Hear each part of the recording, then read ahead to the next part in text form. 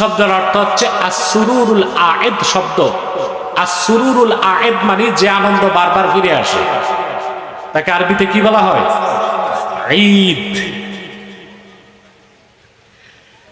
যেই ঘটনা ঘটে একবার মনে পড়ে বারে বার, মনে পড়ে যতবার আনন্দ লাগে ততবার, তাকেই বলা হয় ঈদ।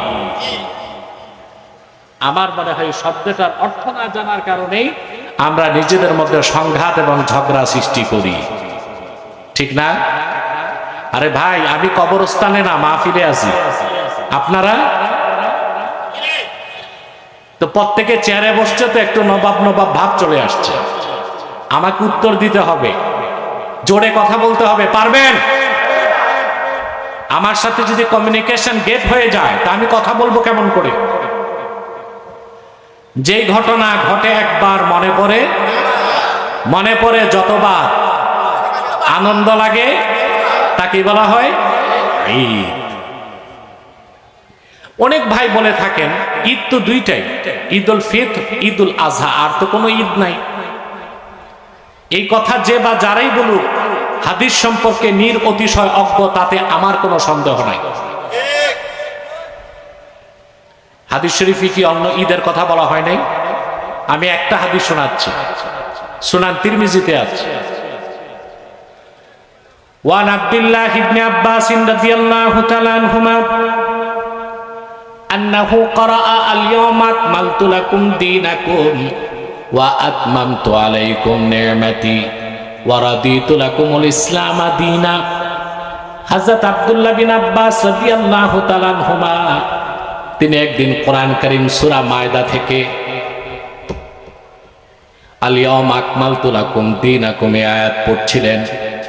কোরআনের এই আয়াত শোনার সঙ্গে সঙ্গে এক ইহুদি আলেম বসার থেকে দাঁড়ায় গেল।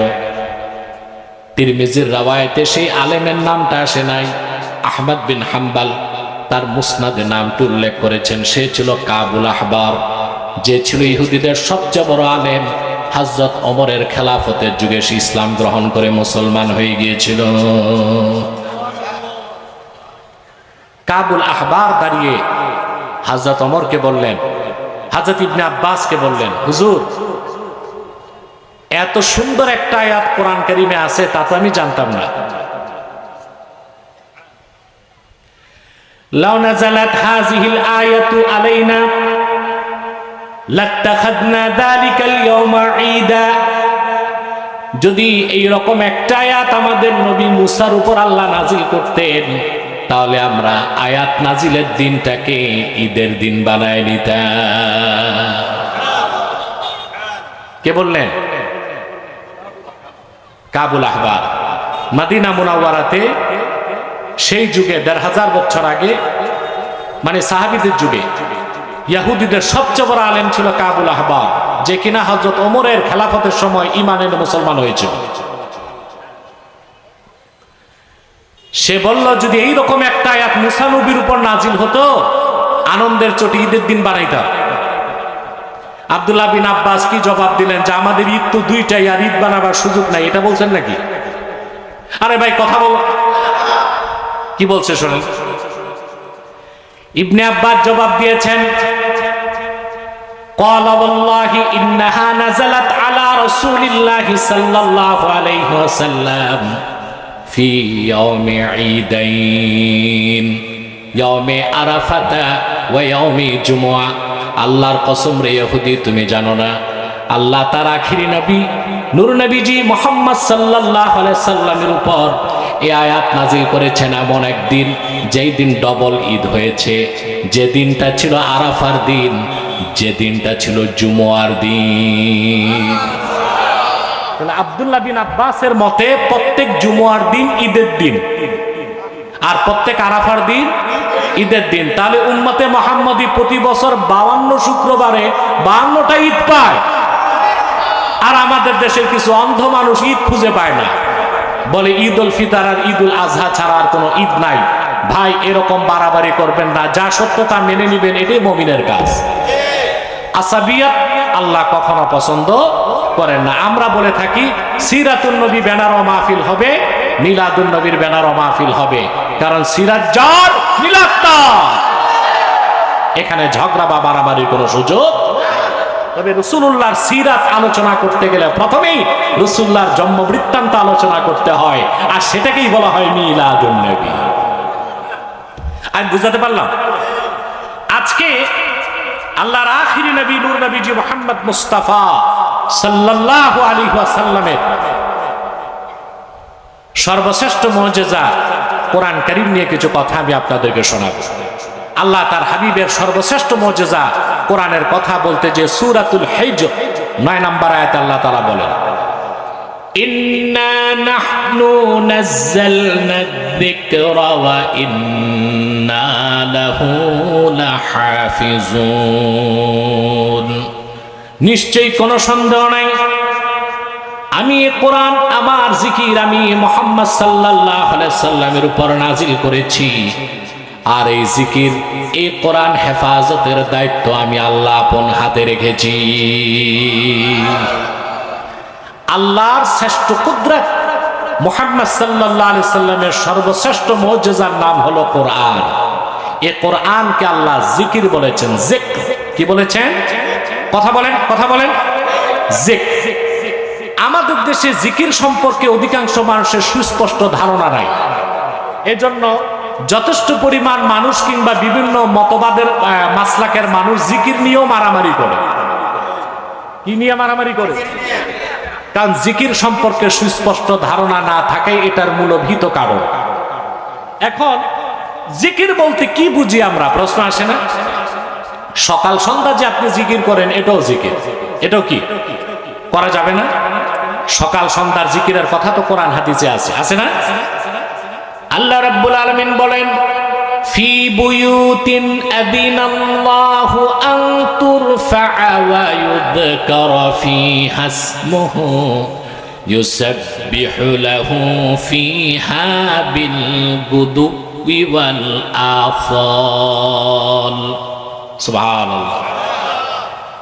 মুমিনদের ঘরে, আল্লাহওয়ালাদের ঘরে, সুবহানাল্লাহ, আল্লাহর ঘর মসজিদগুলোতে যারা খাঁটি ইমানদার তারা আল্লাহর জিকিরে উচ্চকিত আওয়াজে মুখর করে তোলে সকাল এবং সন্ধ্যা। সুবহানাল্লাহ।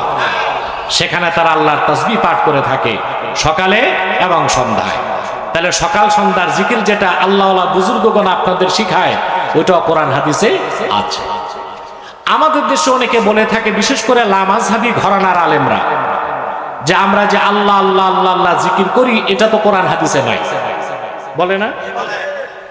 এটা নাই, কোরআন হাদিসে নাই। আল্লাহ কোরআন শরীফে বলেন, ওয়াযকুর ইসমা রাব্বিকা ওয়া তাবাত্তাল ইলাইহি তাবতীলা। আল্লাহ তার হাবিবকে ডেকে বলেন, মুহাম্মদ সাল্লাল্লাহু আলাইহি সাল্লাম, আপনি আপনার রবের নামের জিকির করুন। পুরুষের কণ্ঠে বলেন সুবহানাল্লাহ। আপনি আপনার রবের নামের জিকির করুন। আল্লাহ তার হাবিবকে শিখালেন আল্লাহর নামের জিকির করতে। রবের জিকির না রবের নামের জিকির? তো রবের সবচেয়ে বড় নাম কি? তাহলে সকাল সন্ধ্যা আল্লাহ আল্লাহ আল্লাহ জিকির করা যাবে কি না? যাবে। সকাল সন্ধ্যার জিকিরটা জিকির। তারপরে আপনি কাবা ঘরে তওয়াফ করা জিকির, সাফা মারওয়ায় দৌড়ানোটা জিকির, কোরআন তেলাওয়াত জিকির, ওয়াজ করাও জিকির, ওয়াজ শোনাও জিকির। সুবহানাল্লাহ। ওয়াজ করা কি? আল্লাহ কোরআন কারীমে বলেন, আল্লাহ তাআলা তার হাবিবকে বলেন, ফাযাক্কির ইন নাফাআতিয যিকরা সায়াযাক্কারু মান ইয়াখশা ওয়া ইয়াতাজান্নাবুহাল আশকাল্লাযী ইয়াসলান নারাল কুবরা। ফাযাক্কির, আল্লাহ তার হাবিবকে বলেন ফাযাক্কির। ইবনে কাসির তাফসীর লেখেন, এর অর্থ ইজ হোম, প্রিয় হাবিব মানব জাতিকে আপনি ওয়াজ করুন, নসিহত করুন। তাহলে ওয়াজ এবং নসিহত তো আল্লাহ জিকির বলেছেন। সেজন্য মুহাম্মদ সাল্লাল্লাহু আলাইহি সাল্লামের উম্মতের মধ্যে যারা ওয়াজ নসিহত করে তারা আল্লাহর শ্রেষ্ঠ জিকিরে লিপ্ত আছে, বলেন সুবহানাল্লাহ। তাহলে ওয়াজ করা কি? ওয়াজ শোনাও, সকাল সন্ধ্যাটাও জিকির, কোরআন তেলাওয়াতও জিকির, কোরআন তেলাওয়াত শোনাও জিকির, কাবাগর তওয়াফ করাও জিকির, সাফা মারওয়ায় সাই করাও জিকির, সুবহানাল্লাহ বলবেন না? আর সবচেয়ে বড় জিকির 5 ওয়াক্ত নামাজ। এই নামাজকেও আল্লাহ জিকির বলছেন। কি বলছেন? সূরা তাহাতে আল্লাহ মুসা নবীর ঘটনা বলেন, ফালাম্মা আতাহা নুদিয়া ইয়া মুসা ইন্নী আনা রাব্বুকা ফাখলা'না আলাইক ইন্নাকা বিল ওয়াদিল মুকদ্দাসি তুওয়া وأنا اخترتك فاستمع لما يوحى إنني أنا الله لا إله إلا أنا فاعبدني وأقم الصلاة لذكري سبحان الله تعالى বলেন, মুসা যখন তুর পাহাড়ে আল্লাহ নূরের কাছে আসলো, আওয়াজ আসলো, আল্লাহ মুসাকে ডাক দিয়ে বললেন, মুসা তোমার জুতা জোড়া খুলে ফেলো, পবিত্র উপত্যকায় তুমি দাঁড়িয়ে আছো, ওয়া আনা আখতারতুকা, আমি তোমাকে নির্বাচন করেছি রাসূল হিসেবে, ফাসতামি' লিমা ইউহা, তোমার কাছে যা ওহী হয় তা মনোযোগ দিয়ে শোনো। তারপর আল্লাহ বললেন, ইন্নানি আনাল্লাহ, মুসা মনে রেখো আমি তো একমাত্র আল্লাহ। আহা ভাই, পুরুষের কণ্ঠে কোন সুবহানাল্লাহ। মানুষগুলো মনে রোজা রেখে আসছে, ক্ষুধার্ত, জি তাই তো মনে, লা ইলাহা ইল্লা আনা, আমি ছাড়া কোনো মাবুদ নাই। মুসা ফা'বুদনি, আমার ইবাদত করো, ওয়া আকিমিস সালাতা লিযিকরি, আমার জিকির হিসেবে নামাজ আদায় করো। 5 ওয়াক্ত নামাজ পড়া কি? জোরে বলতে হবে। আমাদের দেশে অনেক ভণ্ড সুফি সাধক ও পীর আছে যারা সকাল সন্ধ্যার জিকির করে, 5 ওয়াক্ত নামাজ 1 ওয়াক্ত আদায় করে না। এদেরকে সুন্নি বলার কোনো সুযোগ নাই। নামাজ বাদ দিয়া সুন্নি হওয়া কখনো যায় না। যে নামাজ পড়ে না ওটা ওহাবির চোখ খারাপ, ঠিক কিনা? আমাদেরকে খাঁটি সুন্নি চিনতে হবে, খাঁটি বেদাতিও চিনতে হবে। আবার যারা এই যে লামাযহাবী শেখ গুলো লম্বা লম্বা রুমাল লাগায় ওহাবি মতবাদ ছড়াচ্ছে, এদেরকেও চিনতে হবে, ঠিক কিনা? সম্মানিত সুধী, আপনারা কি দুই পাশে একটু বসতে পারেন না ভাই? কিছু নাই, স্টেজে বসে যান, স্টেজে একটু বসেন। সম্মানিত সুধী, আর তো বসার জায়গাও নেই, এবার দাঁড়িয়ে থাকুন। আপনারা তো জীবনে অনেক লোক ওই নেতাদের সমাবেশে যে কত দাঁড়ায় দাঁড়ায় বৃষ্টিতে ভিজেছেন, রোদে জ্বলেছেন, আর আজকে আল্লাহর কোরআন শুনতে একটু দাঁড়ায় থাকলে আমার মনে হয় সগীরা গুনাহ তো একটাও থাকবে না। আল্লাহ কবুল করুন, বলুন আল্লাহুম্মা আমিন। সম্মানিত সুধী, তাহলে নামাজ পড়া কি? সকাল সন্ধ্যাটাও ওয়াজ করা, তোয়াফ করা, সাই করা, সুবহানাল্লাহ পেবেন না? এই জিকিরগুলোর মধ্যে কোনটা নফল, কোনটা সুন্নাত, কোনটা ওয়াজিব, কোনটা ফরজ। সকাল সন্ধ্যার জিকির করা নফল, সুবহানাল্লাহ। কাবাগর তোয়াফ করা ওইটাও জিকির, তোয়াফে জিয়ারতটা ফরজ, অন্য তোয়াফ গুলো ওয়াজিব, নফল তোয়াফ হচ্ছে সুন্নাত। সাফা মারওয়ায় সাই করেন, এটাও জিকির কিন্তু ওয়াজিব, সুবহানাল্লাহ বলবেন না? মাকামে ইব্রাহিমের পিছে হাজিরা নামাজ পড়ে ওইটাও জিকির কিন্তু সুন্নতে মুআক্কাদা, সুবহানাল্লাহ বলেন। আবার আপনি যে 5 ওয়াক্ত নামাজ পড়েন এটা ফরজ। নামাজের মধ্যে রুকুতে যে তাসবিহ পড়েন সুবহান রাব্বিয়াল আযীম, ওইটাও জিকির কিন্তু ওইটা সুন্নাত। সাজদাতে যে পড়েন সুবহান রাব্বিয়াল আ'লা, ওইটাও জিকির কিন্তু সুন্নাত। তাশাহুদে বসে আপনি আত্তাহিয়াত পড়েন, দরুদ শরীফ পড়েন, কোনটা ওয়াজিব কোনটা সুন্নাত। আবার সালাম ফিরাবার আগে যে দোয়ায়ে মাসুরা পড়েন ওইটাও জিকির কিন্তু নফল।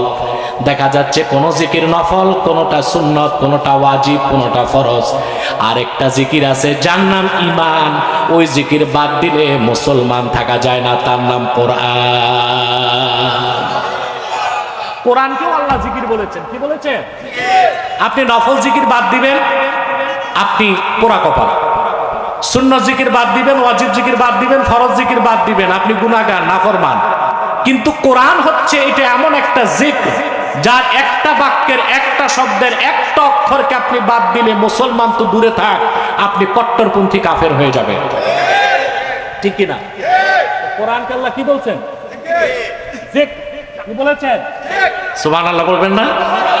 আমি কি বুঝাতে চাচ্ছি তা তো মনে বুঝতেছেন। কোরআন কেমন জিকির আল্লাহ বলেন, ওয়ামান আ'রাদা আন যিকরি ফাইন্না লাহু মাঈশাতান দানকা ওয়া নাহশুরুহু ইয়াওমাল কিয়ামাতি আ'মা। ওয়ামান আ'রাদা আন যিকরি, যে আমার এই জিকির থেকে মুখ ফিরায় নিল, ফাইন্না লাহু মাঈশাতান দানকা, নিশ্চয় তার জন্য রয়েছে একটি সংকুচিত রিজিক। ইবনে কাসির এবং ইমাম সুয়ুতির মতে এই যে সংকুচিত রিজিক কাফের মুশরিকের জন্য, এটা পরকালে। কিন্তু আমরা দুনিয়াতেও তার প্রমাণ পাই। যারা বেশি নাফরমানি করে, ইসলাম ও মুসলমানকে আঘাত করার চেষ্টা করে, কুফরি মতবাদকে প্রমোট করে, আলেম ওলামা পীর মাশায়েখকে নির্যাতন করে, আমরা দেখি দুনিয়াতে তাদের রিজিক সংকুচিত হয়ে যায়। খাবার প্রস্তুত, খাবার সময় পায় না, এক সারিতে সুটকেস নিয়ে আকাশ পথে দেশ ছেড়ে বেড়াতে হয়। রিজিক সংকুচিত হয়, কথা বলে না। দুনিয়াতে হয় কি না?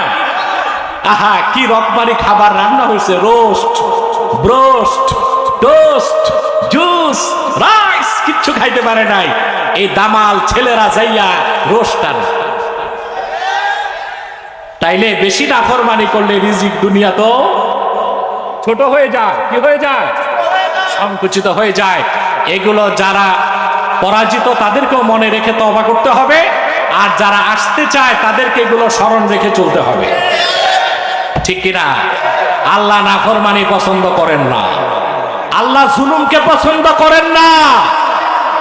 আল্লাহ তার হাবিবের মাধ্যমে বিশ্ববাসীকে ১৫০০ বছর আগে জানিয়েছেন।